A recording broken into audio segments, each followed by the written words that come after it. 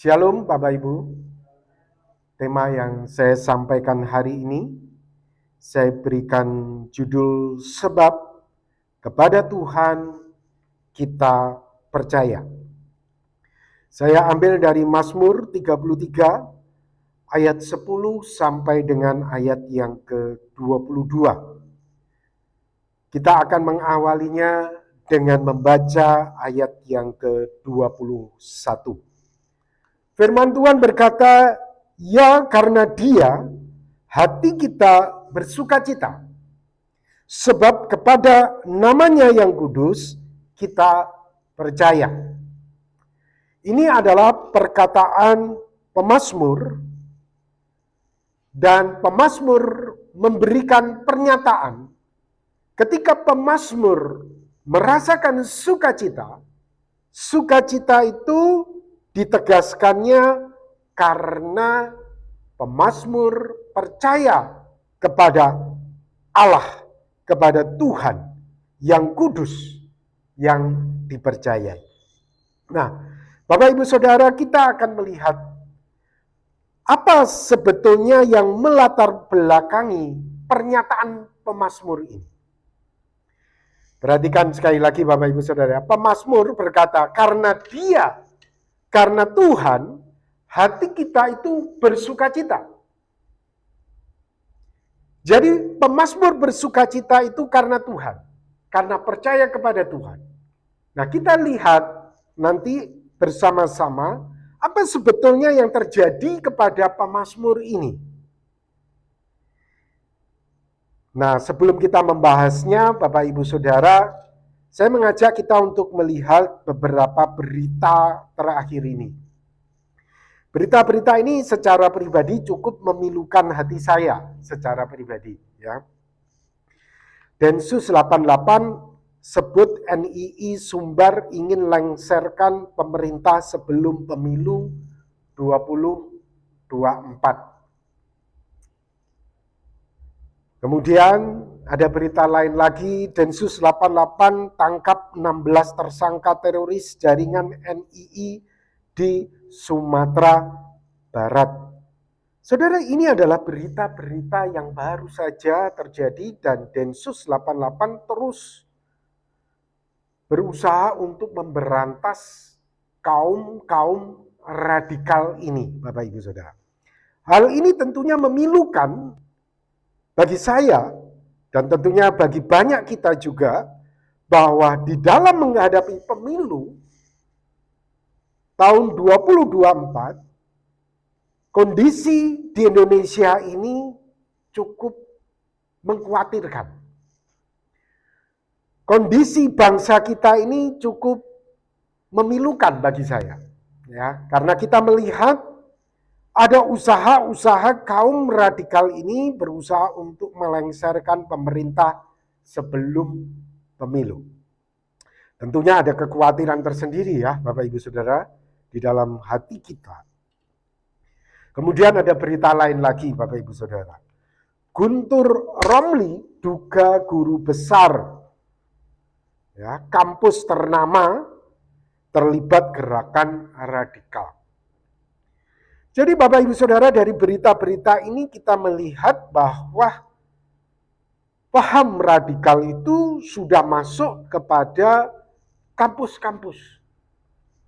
Dan mereka bukanlah orang-orang sembarangan, tetapi orang yang memiliki massa.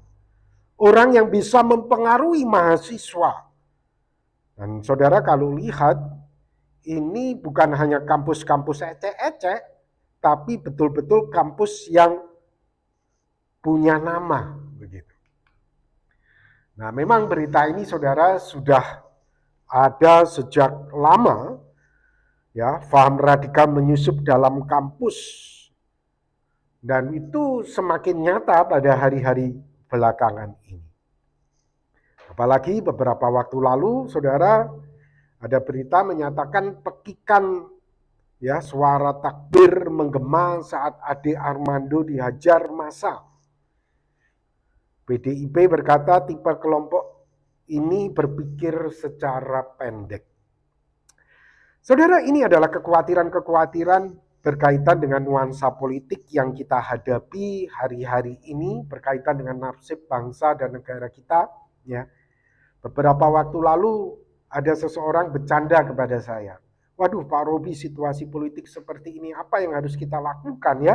Kalau ternyata kaum radikal itu betul-betul sudah menyusup kemana ya, semua lini ya. Baik bukan hanya akademis, juga BUMN, juga semuanya. Saudara, hal yang cukup mengkhawatirkan ya. Dan dia ini mengungkapkan sebuah candaan. Tapi candaan ini saya kira keluar dari dalam hatinya. Dia berkata, kita jual aja ya semua aset kita yang kita punya, kita pindah saja ke luar negeri gitu ya. Saudara, tampaknya ini candaan, tetapi sebetulnya ini berangkat dari kekhawatiran di dalam hati kita. Saudara, tahukah bahwa pemazmur itu pernah menghadapi situasi yang sama berkaitan dengan situasi bangsa yang tidak menentu.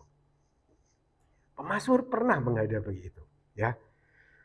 Tampaknya situasi bangsa yang dia hadapi ini kok tidak menentu ini. Bagaimana ini?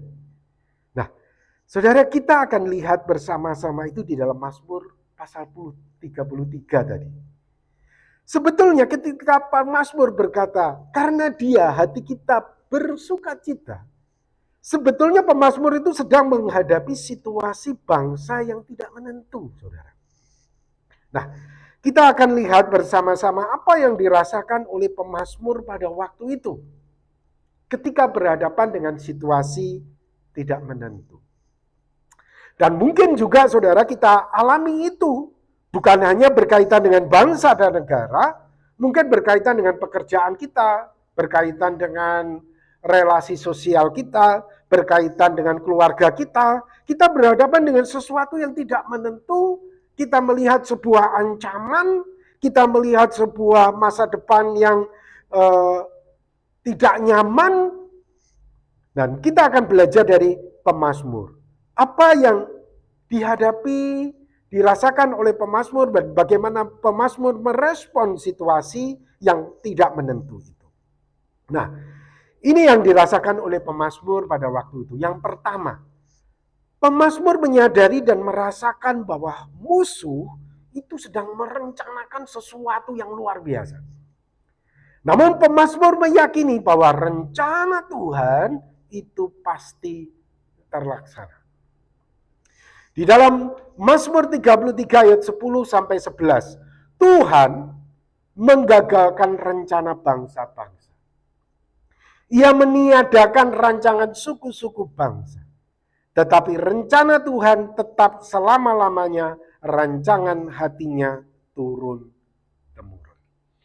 Saudara, kita melihat situasi bangsa kita ini, kaum radikal sedang merencanakan, membuat planning.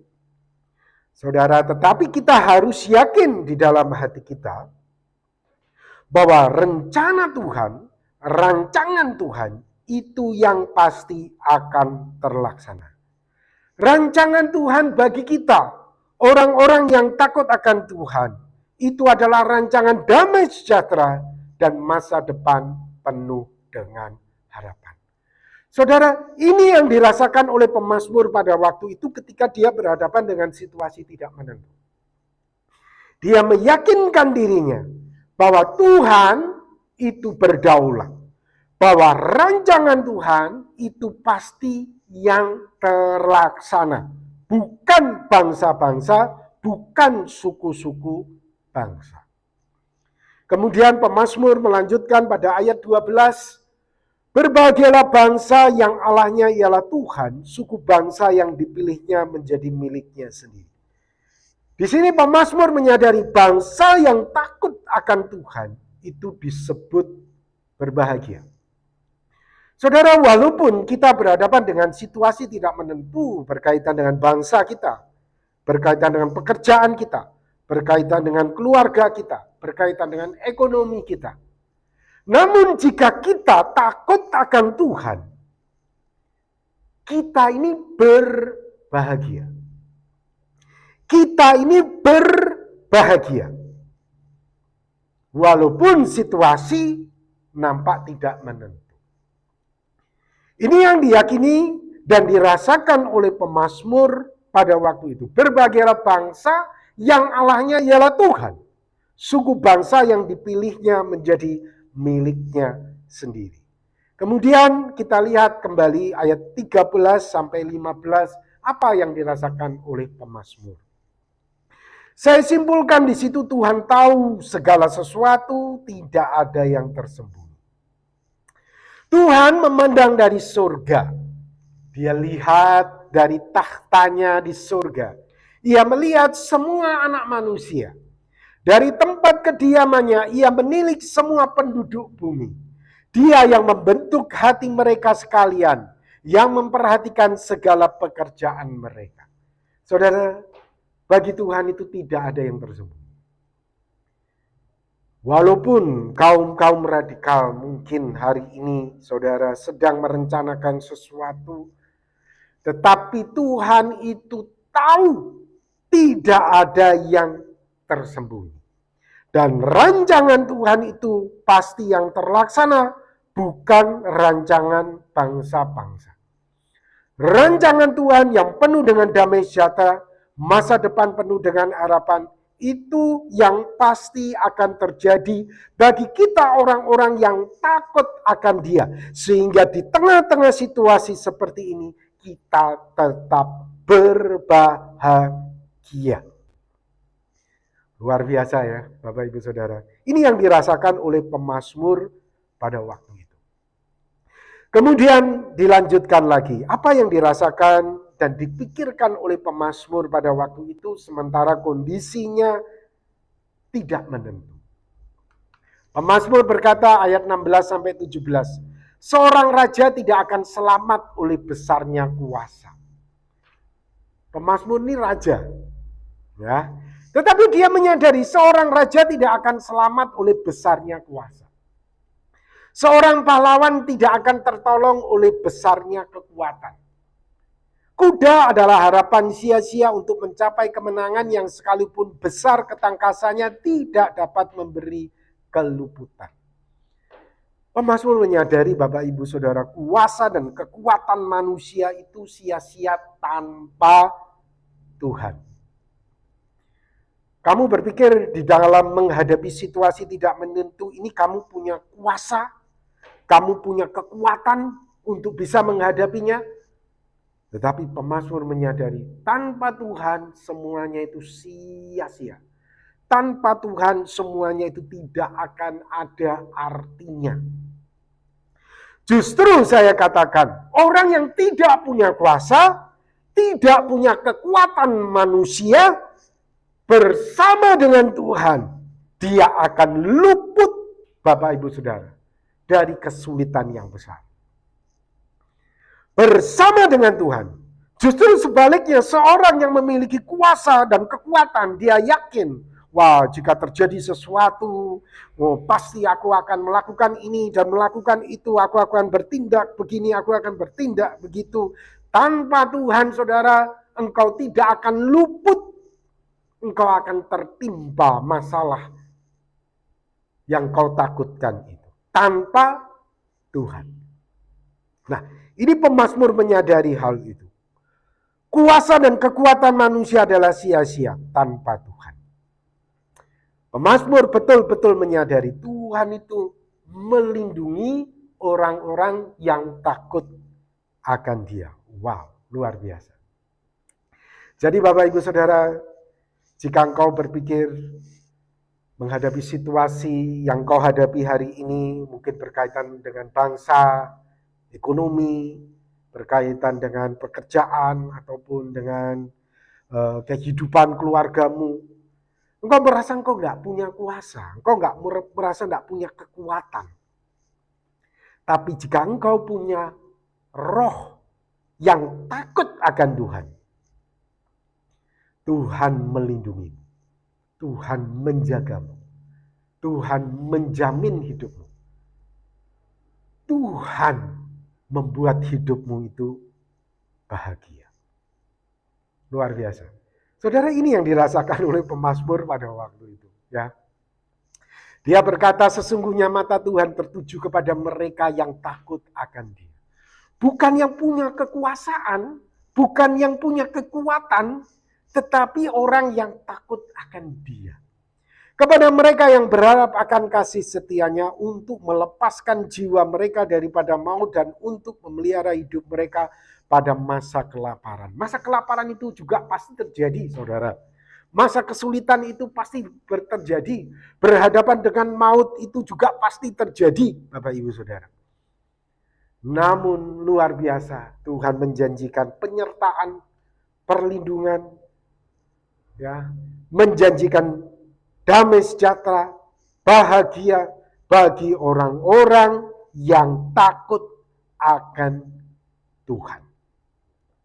Oleh sebab itu, karena itu Bapak Ibu Saudara, di tengah-tengah situasi yang tidak menentu, pemazmur mengambil sikap untuk menanti dan percaya kepada Tuhan. Masalah tetap ada. Masa kelaparan terjadi. Tapi pemazmur mengambil sikap menanti dan percaya kepada Tuhan. Di situ dikatakan ayat 20, jiwa kita menanti-nanti Tuhan. Kata menanti ini berarti Bapak Ibu Saudara, kondisi tidak menentu itu masih terjadi di depan mata. Masa kelaparan itu masih menanti di depan mata. Terjadi betul-betul, saudara. Namun yang dilakukan oleh pemazmur, jiwaku itu menanti-nantikan Tuhan. Dialah penolong kita dan perisai kita. Wow, saudara. Ya, karena Dia hati kita bersuka cita. Di tengah-tengah situasi tidak menentu, hati pemazmur itu bisa bersuka cita. Sukacita bukan berarti dalam pengertian secara duniawi, ya Bapak Ibu Saudara. Saya percaya sukacita yang dimaksudkan di sini, walaupun situasi tidak menentu, tetap tenang, tetap damai, tetap ada bahagia di dalam hatinya. Karena apa? Pemazmur, sebab kepadanya yang kudus kita percaya. Kita percaya bahwa Tuhan pegang kendali atas hidup kita. Kita percaya bahwa Tuhan pegang kendali atas setiap langkah yang kita lakukan. Saudara.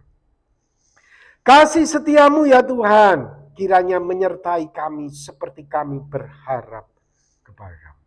Bapak Ibu Saudara yang dikasihi oleh Tuhan, saya tidak tahu apa yang Bapak Ibu Saudara rasakan berkaitan dengan situasi yang Tuhan izinkan terjadi di dalam hidupmu. Situasi yang membuat engkau berpikir tampaknya ke depan ini kok tidak baik ya. Namun mari kita belajar seperti pemazmur ini. Kita belajar untuk menanti dan percaya kepada Tuhan. Tuhan, aku mau menanti-nanti. Aku mau percaya kepadamu. Ya, Bapak Ibu Saudara. Dialah penolong kita dan perisai kita. Hasilnya bagaimana? Kita tetap ada damai. Kita tetap tenang. Kita tetap ada sukacita di dalam hati kita. Karena kita percaya Tuhan memegang kendali atas kehidupan kita. Kita percaya Dia mengasihi kita. Mari Bapak Ibu Saudara, saya mengajak kita untuk senantiasa berserah kepada Tuhan. Menyerahkan masalah kesulitan kita, kita percaya dan kita belajar untuk mengucap syukur apapun yang terjadi di dalam hidup kita. Kita belajar untuk mengucap syukur. Memang tidak gampang ya. Belajar mengucap syukur di tengah-tengah masa yang sulit. Dalam arti mengucap syukur itu kita belajar, Bapak Ibu Saudara, untuk kita itu senantiasa melibatkan Tuhan. Selalu berkomunikasi dengan Tuhan. Tidak menggerutu, tidak marah, tidak menyalahkan Tuhan, tidak menyalahkan lingkungan. Tapi kita bisa, Tuhan terima kasih. Walaupun kondisiku sulit sekarang ini, tetapi Engkau kasihku makan. Engkau kasihku sehat. Engkau kasihku bangun pagi segar. Nah, itu maksud saya, saudara. Walaupun masalah mungkin tetap ada. Walaupun mungkin masa kelaparan itu masih terjadi, situasi masih tidak menentu. Namun kita bisa bersuka cita karena kita menantikan Tuhan dan percaya kepada Dia. Dia yang berdaulat, Dia yang pegang kendali, ya Bapak Ibu Saudara. Akhirnya tiba saatnya nanti kita pasti akan melihat Tuhan menolong kita. Ada seorang pendeta, dia pernah berkata seperti ini. Kalau kita percaya sama orang, maka kita akan mendapatkan apa yang orang bisa lakukan untuk kita. Kalau kita percaya kepada diri kita sendiri, maka kita akan mendapatkan apa yang diri kita sendiri bisa lakukan untuk kita. Tapi kalau kita percaya kepada Tuhan, kita akan mendapatkan apa yang Tuhan bisa lakukan untuk kita. Saudara, kalau Tuhan bisa melakukan segala hal untuk kita. Percayalah kepada Dia, setialah kepada Dia, dan kita akan melihat tiba waktunya nanti Tuhan menyatakan dirinya secara sempurna kepada kita. Amin. Mari kita akan berdoa bersama-sama. Tuhan, terima kasih untuk firman yang Tuhan sudah nyatakan kepada kami. Tuhan berkati jemaat-Mu supaya iman mereka bertumbuh di dalam Engkau. Di tengah-tengah situasi yang tidak mungkin menentu, yang mungkin mereka sedang hadapi, mungkin berkaitan dengan keluarga, pekerjaan, dengan bangsa dan negara. Tapi tolonglah kami ya Tuhan untuk kami percaya kepada-Mu. Untuk kami tetap menanti-nantikan Engkau. Sehingga ada damai, ada sukacita di dalam hati kami. Di dalam kami menjalani hidup kami. Sampai kami melihat kuasa, mujizat, pertolongan-Mu Engkau nyatakan secara sempurna kepada kami. Berkati Bapak Ibu Saudara di tempat ini. Berkati kami semua. Dan biarkan Engkau dipermuliakan di dalam hidup kami. Di dalam nama Tuhan Yesus kami berdoa. Amin.